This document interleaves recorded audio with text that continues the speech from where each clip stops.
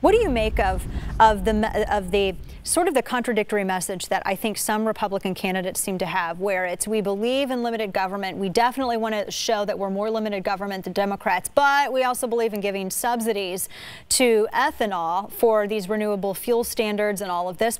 How do you reconcile that? You've talked about this before. Give me your take on it. Well, first, government shouldn't be involved in setting prices for anything. And the government, of course, does that in a variety of ways. It does it through subsidies. It does it through tax credits. It does it through straight money to various producers.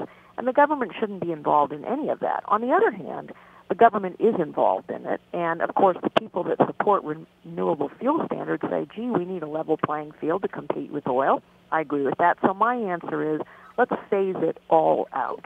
Let's phase it out over a period of time that gives people time to adjust, time to react to this. But ultimately, I've said by 2020, for example, the government shouldn't be in any of these subsidies, any of these tax credits. When government sets prices, government distorts markets. And in the end, that doesn't work. No, it doesn't work at all. You had talked about allowing these things expire. Some have said, well, let's just strip them out altogether. Let's just get it done. What do you make about some of the different theories out there about how to handle it? You seem to say, well, I was reading an article recently where you were talking with the Des Moines Register, and they were saying, well, you know, we need to let this sort of phase out.